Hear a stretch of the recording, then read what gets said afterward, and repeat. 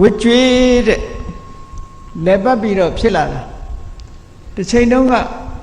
ကိုလှုပ်ခဲ့တာကိုယ်တိုင်လှုပ်ခဲ့တဲ့လှုပ်ရက်တွေကပြန်ပြီးတော့ reaction လို့ခေါ်တယ်တုံ့ပြန်လာချက်တွေကရှိလာ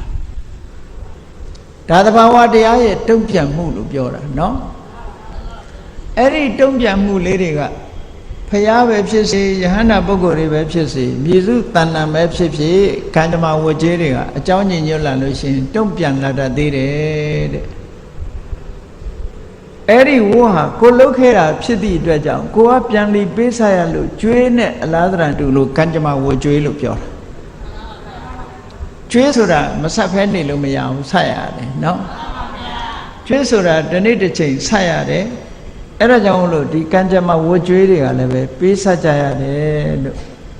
အကယ်၍မပေးဆက်ရသေးလို့ရှိရင်ဒီကံရဲ့အရှိန်အဟုန်ကသူကကုန်ပြီးတော့မသွားသေးဘူးပေါ့ကိလေသာကုန်သွားရင်ကတော့သူကဘဝအကျိုးပေးเสียမရှိတော့သည့်အတွက်ကြောင့်အကျိုးတော့မပေးနိုင်တော့ဘဝတစ်ခုကိုအကျိုးမပေးနိုင်ဘူးသို့တော့ကံကိလေသာရဲ့အကျိုးဆက်ဖြစ်တဲ့ခန္ဓာကြီးရှိနေသေးရင်ကတော့ပေးဆက်ကြရသေးတယ်လို့ဒီလိုပြောတာနော်ကဲဘုန်းကြီးတို့ဘဝလည်းကိုယ့်ကိုယ်ပြန်ဆက်ပြီးတော့ချိပေါ့အသက်30အရွယ်ရှိတဲ့ပုဂ္ဂိုလ်ကလည်းဒီ30အတွင်းမှာဘာတွေဖြစ်ခဲ့တယ်လဲ40 50 60 80ရှိတဲ့ပုဂ္ဂိုလ်ကလည်းပဲကိုယ်ဒီဘဝတွေအတွင်းမှာဘာတွေဖြစ်ခဲ့တယ်လဲပြန်ပြီးတော့ကြည့်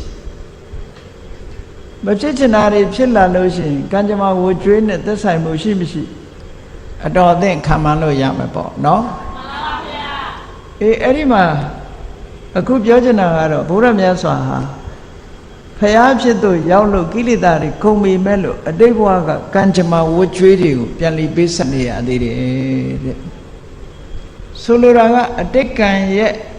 သုံးဆောင်မှုလေးတွေဟာမြတ်စွာဘုရားမှာ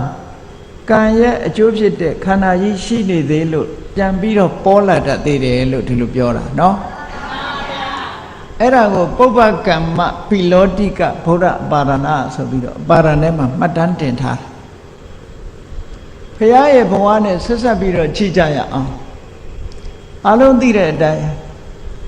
မြတ်စွာဘုရားရဲ့ဘဝဆိုတာပါရမီ10ပါးအပြား30ဖြည့်ချစ်ပြီးတော့ဖရာဖြစ်သူရောက်လာတယ်နဲတဲ့ကုသိုလ်တွေမဟုတ်ဘူး